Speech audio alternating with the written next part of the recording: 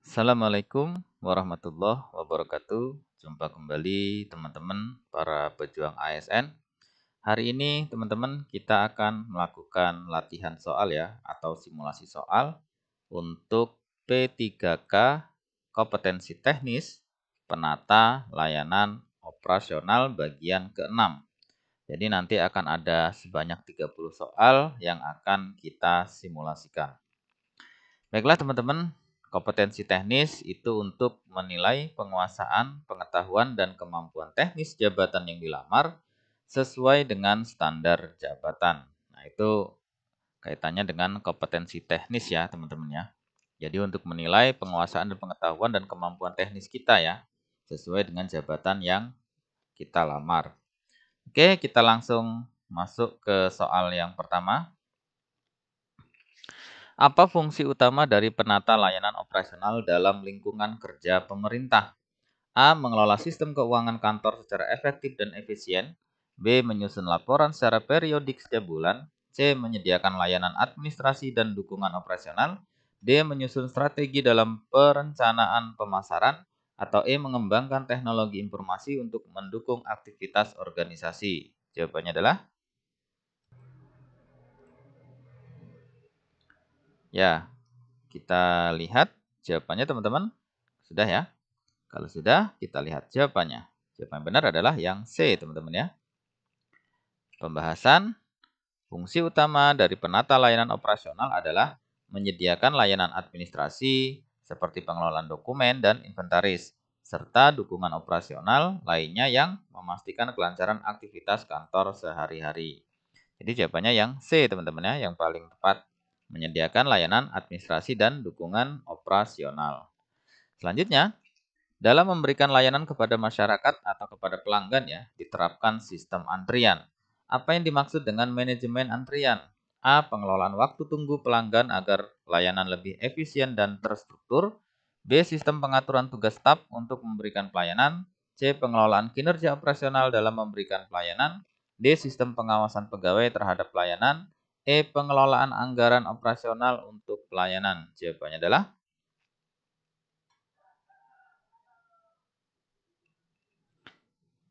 ya, kita lihat jawaban yang benar adalah yang A, teman-teman ya. Pembahasan, manajemen antrian merupakan salah satu tugas penting dalam layanan operasional yang bertujuan untuk mengatur dan mengurangi waktu tunggu pelanggan agar layanan lebih efisien dan terstruktur. Jadi jawabannya yang A ya. Pengelolaan waktu tunggu pelanggan agar layanan lebih efisien dan terstruktur. Selanjutnya, dalam menjalankan salah satu tugasnya, seorang penata layanan operasional melakukan pengelolaan inventaris.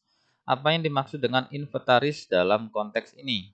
A. Daftar barang-barang yang perlu diperbaiki atau perlu perbaikan ya. B. Peralatan kantor yang digunakan untuk operasional. C. Dokumen keuangan kantor. D. Data jumlah karyawan dan gaji bulanan. Atau E. Laporan bulanan pegawai. Jawabannya adalah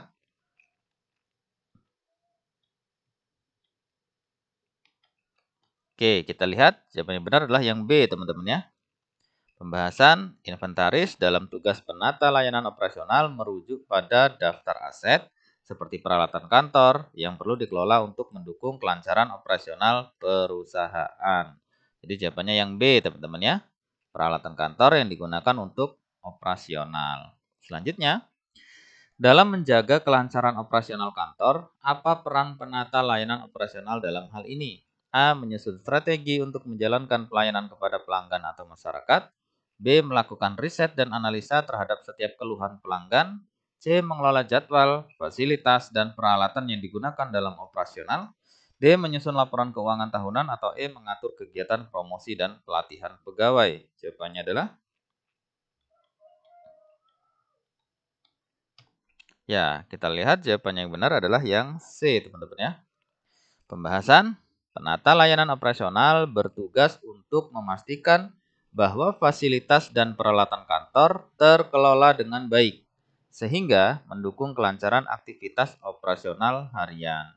Jadi jawabannya adalah yang C ya, mengelola jadwal, fasilitas, dan peralatan yang digunakan dalam operasional. Oke, jawabannya yang C. Selanjutnya, seorang penata layanan operasional sering bekerja dengan sistem manajemen dokumen. Apa tujuan utama dari manajemen dokumen? A. Meningkatkan efisiensi operasional dengan menyusun dokumen keuangan. B. Mengurangi penggunaan kertas di kantor. C. Mengelola dokumen secara efisien untuk mendukung operasional kantor. D. Mengelola laporan tahunan untuk audit eksternal. Atau E. Menyusun data produksi perusahaan. Jawabannya adalah,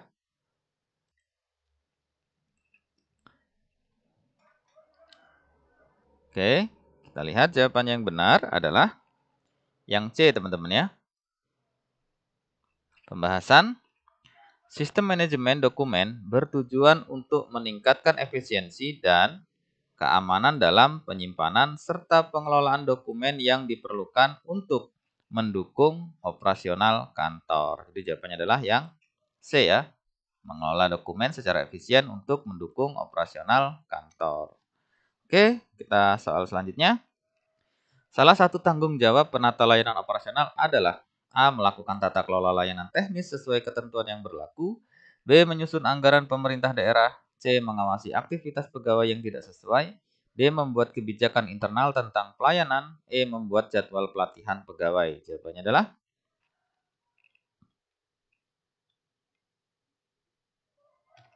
ya, jawabannya yang benar adalah yang A, teman-teman ya. Kita lihat pembahasan. Penata layanan operasional bertanggung jawab untuk melakukan tata kelola layanan teknis sesuai dengan prosedur dan ketentuan yang berlaku. Jadi jawabannya yang A ya, melakukan tata kelola layanan teknis sesuai ketentuan yang berlaku. Selanjutnya, dalam menjalankan tugasnya, penata layanan operasional bertanggung jawab atas evaluasi kinerja layanan. Apa tujuan dari evaluasi ini? A. Memastikan kenaikan anggaran untuk operasional layanan. B. Menilai efektivitas dan kualitas pelayanan publik yang diberikan. C. Memberikan penilaian kinerja dan waktu kontrak pegawai. D. Menurunkan biaya operasional untuk efisiensi layanan. Atau E. Menambah jumlah fasilitas dan pegawai. Jawabannya adalah,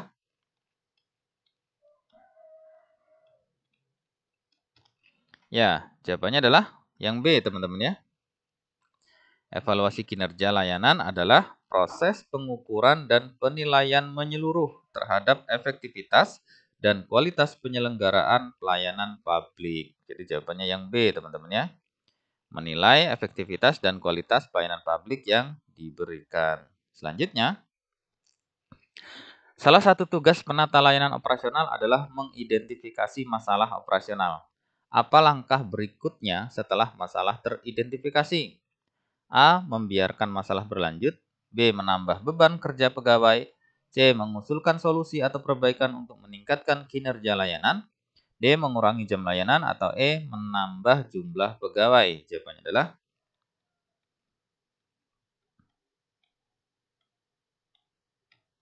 ya, jawabannya yang C ya. Pembahasan setelah masalah teridentifikasi, seorang penata layanan operasional harus bisa memberikan usul ya, usul solusi atau perbaikan dalam rangka untuk meningkatkan kinerja layanan. Jadi jawabannya yang C ya, mengusulkan solusi atau perbaikan untuk meningkatkan kinerja layanan. Selanjutnya, dalam menghadapi perubahan teknologi, apa yang harus dilakukan oleh penata layanan operasional? A. Menerapkan teknologi untuk membantu layanan agar efektif dan efisien. B. Mengabaikan teknologi karena belum terbiasa dengan teknologi baru. C. Mengurangi penggunaan teknologi agar tidak terjadi banyak kesalahan layanan. D. Menghapus layanan berbasis teknologi karena efektif dengan cara manual. Atau E. Menunda penerapan teknologi. Oke, jawabannya adalah, nah, sekali lagi diingatkan teman-teman ya, kalau ada pertanyaan tentang teknologi ya atau perubahan yang baru, itu seorang penata layanan harus mampu untuk bisa mengimplementasikan atau beradaptasi terhadap perubahan-perubahan baru itu ya, berupa teknologi, aturan, kebijakan, apapun itu penata layanan operasional itu harus bisa menjalankan itu gitu ya. Harus bisa beradaptasi, harus cepat belajar gitu ya. Itu dituntut itu. Makanya pilih jawaban yang mendukung tentang perubahan itu. Baik perubahan teknologi, perubahan kebijakan, perubahan aturan, perubahan struktur organisasi, perubahan mungkin atasan kita gitu ya, atasan yang lama dipindah, atasan yang baru masuk. Nah, kita harus mampu untuk beradaptasi terhadap perubahan-perubahan itu. Makanya pilih jawaban yang mendukung gitu ya. Oke, sudah ya. Jawabannya adalah yang A, teman-teman ya.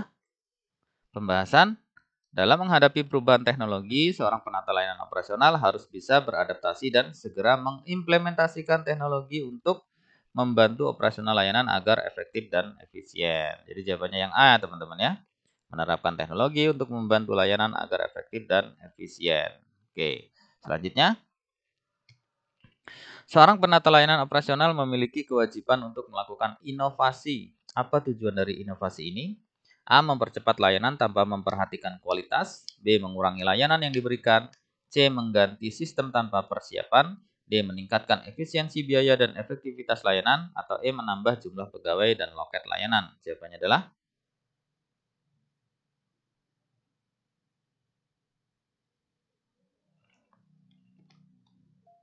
ya, jawabannya yang D, teman-teman ya.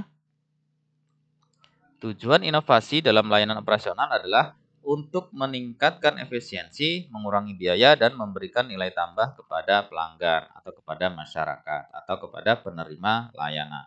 Jadi jawabannya yang D ya, meningkatkan efisiensi, biaya, dan efektivitas layanan. Selanjutnya, apa tanggung jawab penata layanan operasional dalam pengelolaan layanan kepada masyarakat? A. Mengatur strategi layanan operasional. B. Menangani keluhan dan pertanyaan masyarakat secara langsung. C. Mengembangkan sistem pelayanan baru. D. Membuat laporan pengaduan masyarakat. Atau E. Membuat antrian panjang. Jawabannya adalah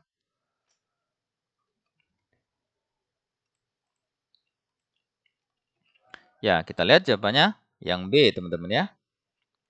Pembahasan salah satu tugas penata layanan operasional adalah memberikan dukungan langsung kepada pelanggan atau masyarakat, seperti menangani keluhan dan pertanyaan yang berkaitan dengan layanan yang disediakan. Jadi jawabannya yang B ya, menangani keluhan dan pertanyaan masyarakat secara langsung.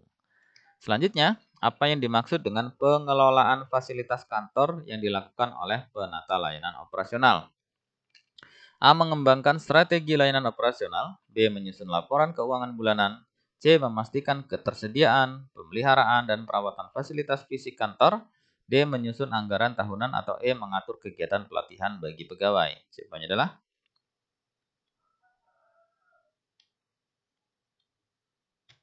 ya, jawabannya yang C ya. Pembahasan pengelolaan fasilitas mencakup tanggung jawab dalam menjaga ketersediaan dan pemeliharaan peralatan seperti fasilitas fisik agar selalu dalam kondisi optimal untuk mendukung aktivitas operasional kantor. Jadi jawabannya yang C, teman-teman ya. Memastikan ketersediaan, pemeliharaan, dan perawatan fasilitas fisik kantor. Oke, soal selanjutnya. Bagaimana penata layanan operasional berkontribusi dalam perbaikan berkelanjutan di dalam organisasi? A. Dengan memimpin proyek riset dan pengembangan. B. Dengan mengevaluasi dan meningkatkan prosedur operasional sehari-hari. C. Dengan menyusun laporan keuangan harian. D. Dengan mengelola program pelatihan karyawan. Atau E. Dengan mengatur program pemasaran digital. Jawabannya adalah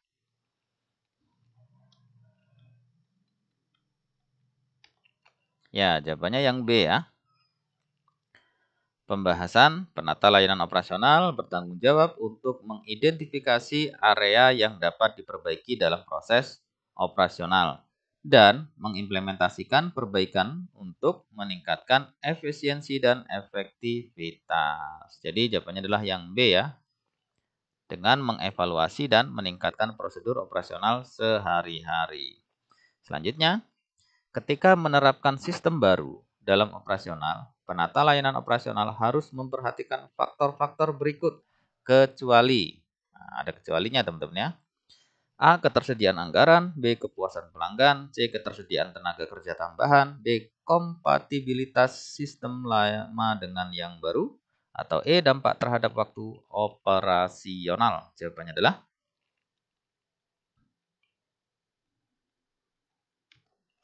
ya, jawabannya adalah yang C, teman-teman ya. Pembahasan menambah tenaga kerja tidak selalu diperlukan dalam penerapan sistem baru. Fokus utama adalah kompatibilitas sistem, biaya, dampak terhadap operasional, serta kepuasan pelanggan. Jadi jawabannya yang bukan ya, atau kecuali itu adalah yang C ya. Ketersediaan tenaga kerja tambahan.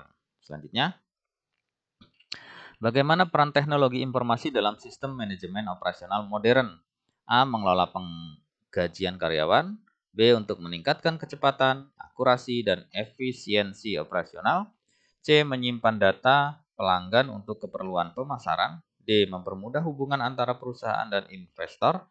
Atau E. Menganalisis tren pasar dan permintaan pelanggan. Jawabannya adalah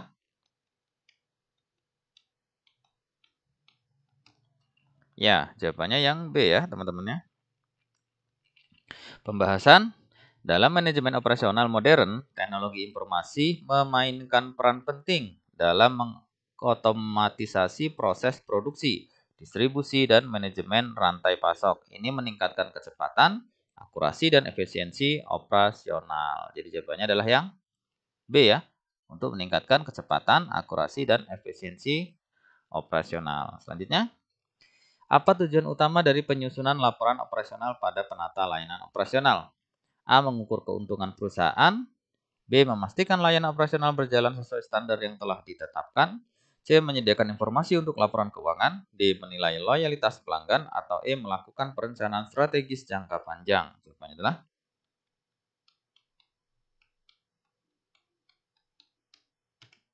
ya, jawabannya yang B teman-teman ya. Tujuan utama laporan operasional adalah untuk mengidentifikasi efisiensi perbaikan proses dan memastikan bahwa layanan operasional berjalan sesuai dengan standar yang telah ditetapkan. Jadi jawabannya yang B ya, memastikan layanan operasional berjalan sesuai standar yang telah ditetapkan. Selanjutnya, berikut adalah langkah-langkah dalam menyusun laporan operasional kecuali ya teman-teman ya. A. Pengumpulan data. B. Analisis data. C. Penyusunan rekomendasi. D. Pengadaan sumber daya baru. Atau E. Penyajian laporan. Jawabannya adalah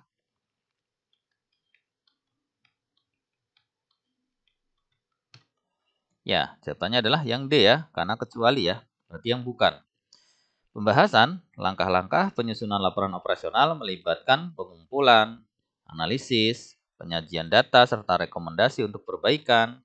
Pengadaan sumber daya baru itu bukan bagian dari penyusunan laporan, melainkan tindak lanjut dari hasil evaluasi laporan. Jadi jawabannya yang D ya, karena ini bukan bagian dari langkah-langkah menyusun laporan ya, pengadaan sumber daya baru. Bukan ya, berarti D jawabannya. Selanjutnya, bagian laporan operasional yang menyajikan kesimpulan dari keseluruhan kinerja dan memberikan rekomendasi perbaikan disebut A. Pendahuluan, B. Ringkasan eksekutif, C. Laporan kinerja, D. Analisis operasional, atau E. Penutup. Jawabannya adalah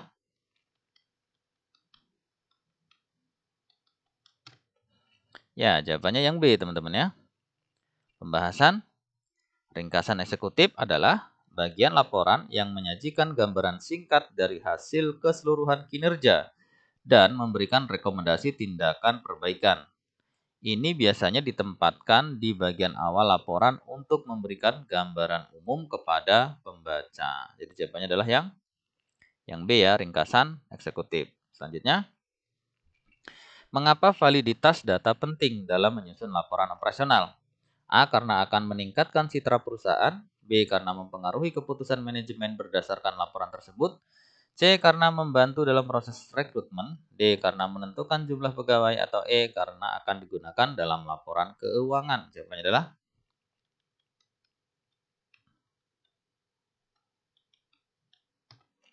ya, jawabannya yang B, teman-teman ya.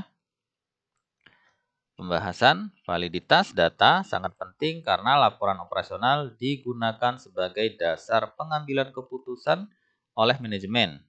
Data yang tidak valid dapat menyebabkan keputusan yang salah dan berdampak negatif pada operasional perusahaan. Jadi jawabannya yang B ya, karena mempengaruhi keputusan manajemen berdasarkan laporan tersebut.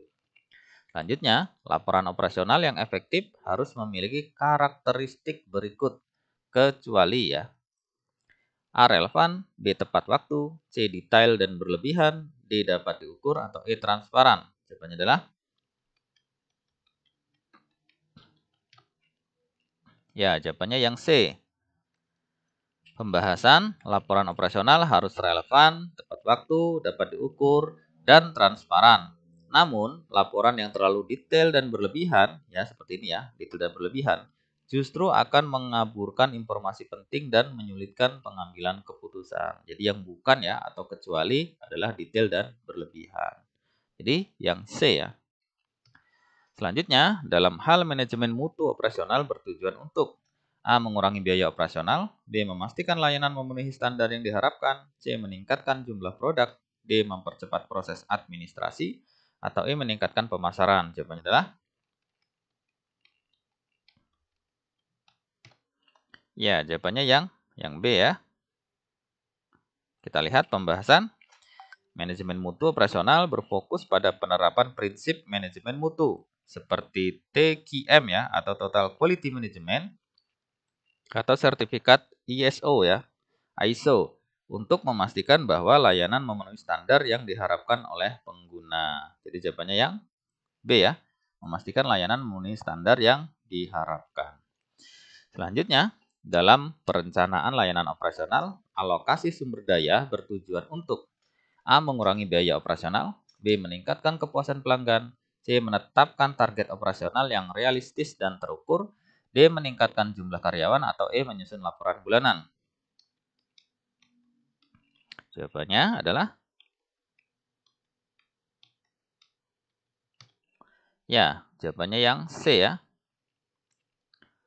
Pembahasan lokasi sumber daya dalam perencanaan layanan operasional bertujuan untuk memastikan bahwa target yang ditetapkan dapat dicapai dengan efektif dan efisien. Jadi jawabannya adalah yang C ya, menetapkan target operasional yang realistis dan terukur ya.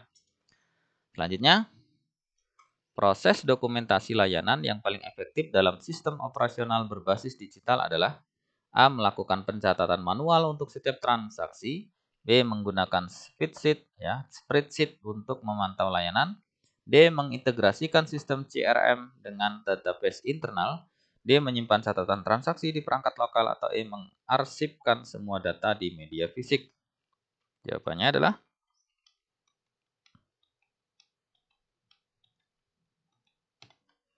ya, jawabannya yang C ya. Pembahasan sistem CRM ya yang terintegrasi memungkinkan manajemen layanan untuk mengakses data pelanggan dan riwayat transaksi dengan cepat, meningkatkan efisiensi dalam penyelesaian masalah dan mempersonalisasi layanan ya. Jadi jawabannya yang C ya, mengintegrasikan sistem CRM dengan database internal. Selanjutnya, sebuah studi kasus menunjukkan bahwa waktu tunggu pelanggan dalam proses pengaduan lebih lama dari yang diharapkan. Bagaimana penata layanan operasional dapat mengatasi masalah ini? A. Memperkerjakan staf tambahan.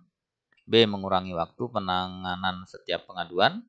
C. Menerapkan batasan waktu untuk setiap pengaduan. D. Memprioritaskan pengaduan tertentu. Atau E. Memisahkan jalur layanan berdasarkan jenis pengaduan. Jawabannya adalah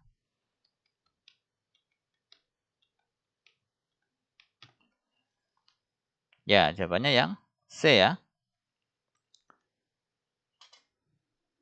Oh, jawabannya ini maaf, yang E ya, teman-teman ya.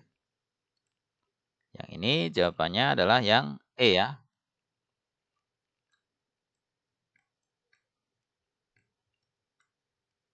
Kita lihat pembahasan. Dengan memisahkan jalur layanan berdasarkan jenis pengaduan, pelanggan dengan pengaduan sederhana dapat dilayani lebih cepat, mengurangi waktu tunggu keseluruhan tanpa menambah staf. Jadi jawabannya adalah yang E, teman-teman ya. Jadi seorang penata layanan operasional mengatasi masalah tersebut ya di atas itu dengan memisahkan jalur layanan berdasarkan jenis pengaduan. Jadi diklasifikasi pengaduan yang berat mungkin di sini, yang agak ringan di sini, terus kemudian yang sedang di sini gitu ya. Jadi melakukan manajemen ya, manage gitu kan. Jadi memisahkan jalur layanan berdasarkan jenis pengaduan. Jadi jawabannya yang E teman-teman ya.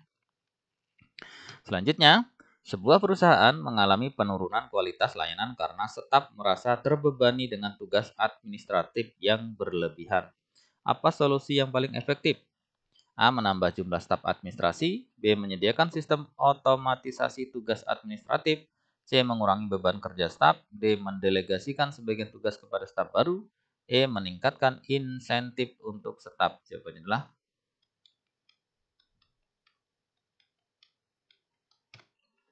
ya, jawabannya yang B ya teman-teman ya. Pembahasan dengan mengotomatisasi tugas administratif, beban kerja manual berkurang, sehingga staf dapat lebih fokus pada layanan inti tanpa merasa terbebani. Nah, jadi jawabannya adalah yang B ya. Solusi yang paling baik itu adalah menyediakan sistem yang dia itu otomatis gitu ya. Kaitannya dengan tugas-tugas administratif yang mungkin selama ini menjadi beban daripada staf ya, sehingga berdampak pada penurunan kualitas layanan. Oke, selanjutnya. Bagaimana penata layanan operasional dapat memastikan bahwa layanan tetap berjalan di kondisi darurat? A. Menyusun rencana kontingensi dan mengelola risiko operasional. B. Mengurangi jam kerja pegawai. C. Mengabaikan kondisi darurat. Atau D. Menambah beban kerja tanpa solusi. Jawabannya adalah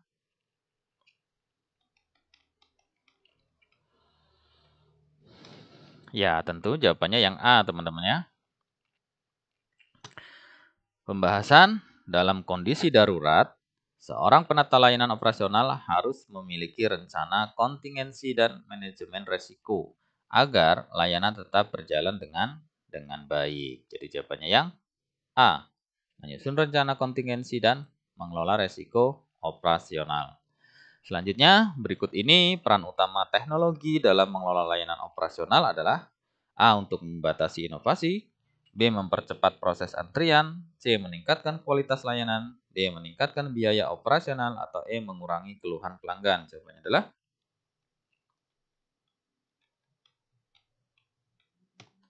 ya, jawabannya yang C ya.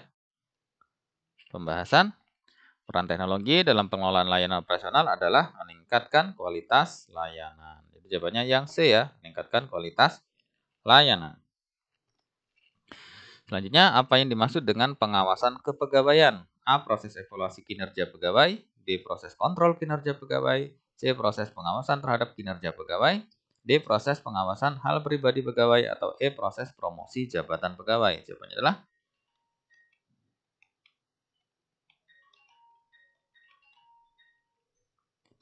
ya, kita lihat jawabannya yang benar adalah yang C, teman-teman ya. Pembahasan pengawasan dan pengendalian kepegawaian disingkat WASP ya, merangkum seluruh proses kegiatan memeriksa, mengevaluasi, dan memantau. Tujuan dari pengawasan kepegawaian adalah memastikan pegawai bekerja sesuai dengan peraturan dan standar yang ada. Jadi jawabannya adalah yang C ya, proses pengawasan terhadap kinerja pegawai. Selanjutnya,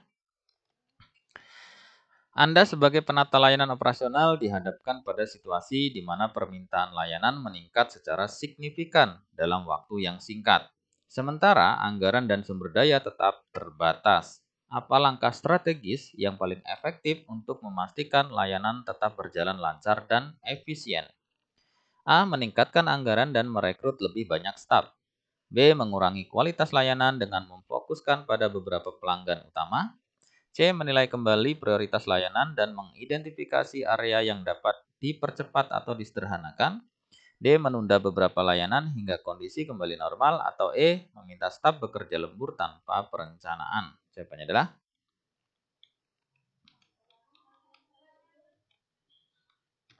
ya, jawabannya yang C, teman-teman ya. Pembahasan langkah strategis yang paling efektif adalah menilai kembali prioritas layanan dan mengidentifikasi area yang dapat dipercepat atau disederhanakan. Jadi jawabannya yang C, teman-teman ya. Menilai kembali prioritas layanan dan mengidentifikasi area yang dapat dipercepat atau disederhanakan. Oke, selanjutnya. Manfaat kegiatan monitoring dan evaluasi layanan operasional dalam instansi pemerintahan adalah A. Menilai kesalahan pegawai. B. Meningkatkan anggaran operasional. C. Memperbaiki kekurangan proses pelayanan. D. Meminimalisir tanggung jawab atasan. Atau E. Menambah jumlah pegawai. Jawabannya adalah